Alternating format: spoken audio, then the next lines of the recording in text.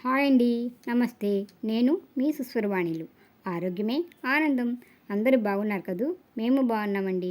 ఈ వేసవిలో ప్రతిరోజు మనం చేసుకునే ఆహార పదార్థాల్లో కూరలు, పచ్చళ్ళు శరీరానికి వేడి చేసేవి ఏమైనా ఉన్నాయంటే వాటికి తగినట్టుగా చలువ చేసే ఏదో ఒక పదార్థం కలిపి చేస్తాం కదా. పచ్చళ్ళలో కూడా కారం, ఆవాలకి తోడుగా మెంతులు, నిమ్మరసం లాంటివి చేరుస్తుంటాం. అప్పుడే అవి తగిన రుచిగా ఉంటాయి. మన వంటలు తయారీ విధానం భలే ఉంటుంది కదండి. సరే, ఈరోజు అలా వేడి చలువల కాంబినేషన్తో శ్రమ తక్కువ, రుచి ఎక్కువగా ఉండే ఒక చిన్న పచ్చడి మీకు చూపించాలని అనుకుంటున్నాను. అదేనండి దోసకాయ పచ్చడి. ఈ దోసకాయ పచ్చడి ఎలా పెట్టాలో మీ సుసురవాణిలతో వినేస్తూ చూసేయండి. దోసకాయ పచ్చడికి కావలసిన పదార్థాలు: 1 కేజీ దోసకాయలు. ఇవి మరీ పండుగ మరీ పచ్చిగా ఉండకూడదు. కారం 200 గ్రాములు, ఉప్పు 150 గ్రాములు, పసుపు 1 స్పూన్, మెంతులు 25 గ్రాములు, ఆవాలు 50 గ్రాములు, 2 స్పూన్ల వెల్లుల్లి పేస్టు, నూనె సరిపడినంత. మేమైతే ఊరు తీసుకువెళ్ళాక సరిపడినంత వేసి కలుపుకోవచ్చని 200 గ్రాములే వేసుకున్నాం. ముందే ఆవాలను, మెంతుల్ని వేగించి పొడి చేసి పెట్టుకోవాలి. ఇక దోసకాయ పచ్చడి చేసేద్దాం రండి.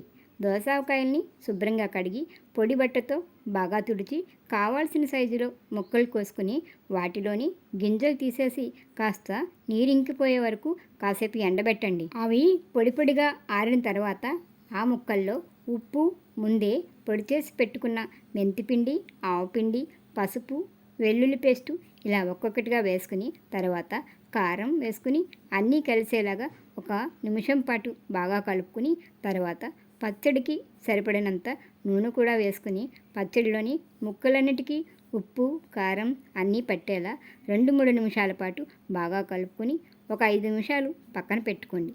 తర్వాత గాజు సీసాలో వేసుకుని నిల్వ చేసుకోండి. ఇది 3 నెలలు నిల్వ ఉంటుంది.